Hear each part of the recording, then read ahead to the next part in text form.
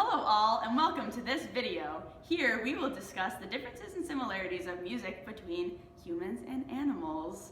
No, this will not be like Disney animals singing, though we all wish it were. We will discuss topics like entertainment and communication. Enjoy! Before we had TV and devices to entertain us, people shared stories. During the day, these people would work all day, and when it came to dinner time or when it got dark outside, people would gather around to get dinner and hear people sing stories that they heard either from other people, from other family members, or other people in the town. They would talk out the story, but it would have music as a background to set the mood and help set the stage for what was going to happen. All these stories would never get written because the written language had not been created yet, so people would tell them vocally. Animals use music in their lives, but not all of the same ways that humans do.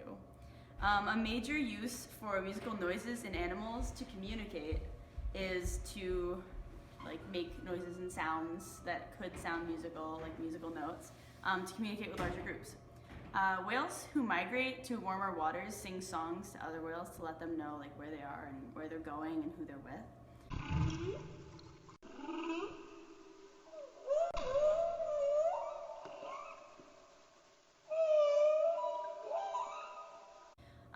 Wolves also do this, but they sing with howls, which is a lot more musical than most animals.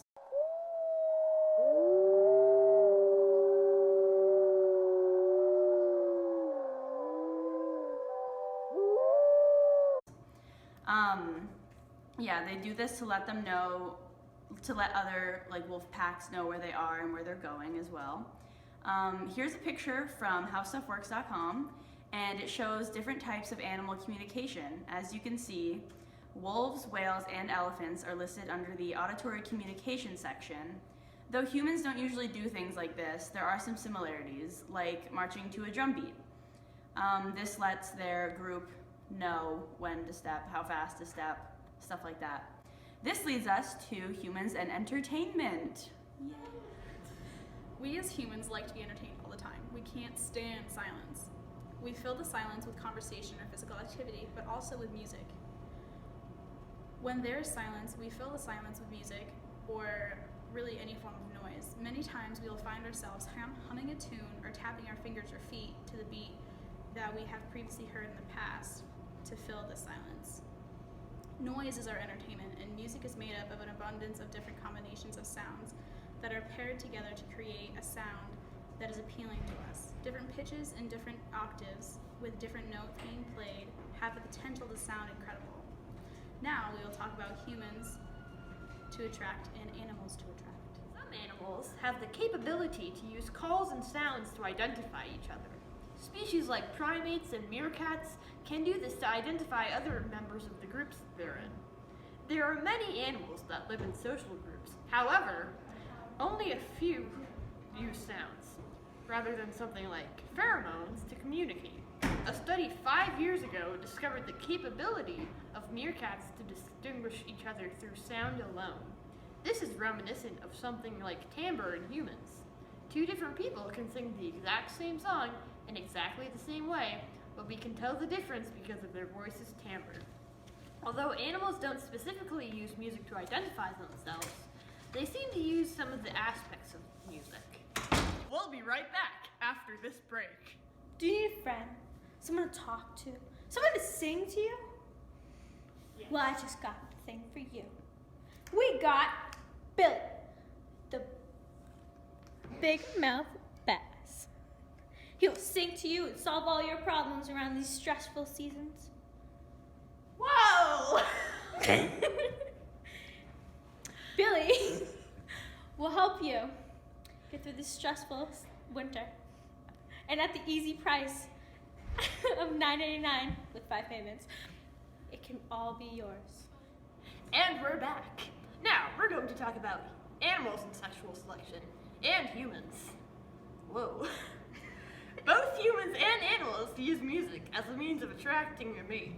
In animals, this behavior is very clear. Animals like birds use songs and calls to attract mates.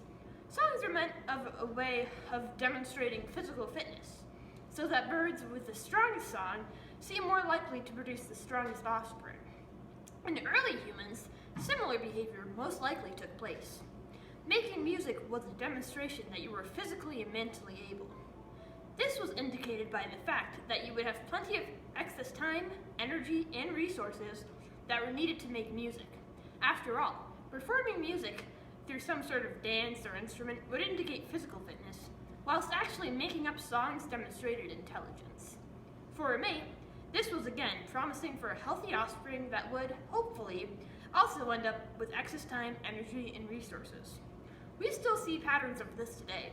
Musicians are often seen as attractive, even despite physical appearance sometimes. We are drawn to musicians, and some studies have shown women are more attracted to musicians than non-musicians. Animals show dominance in many different ways. Oftenly sounds with different pitches. These are done for many different reasons, mostly territory, mating, and telling others they're in danger. When it comes to hippos, mating, males will make sounds with their tails, and they will also make grunting / humming noises. Sounds mostly like a pig.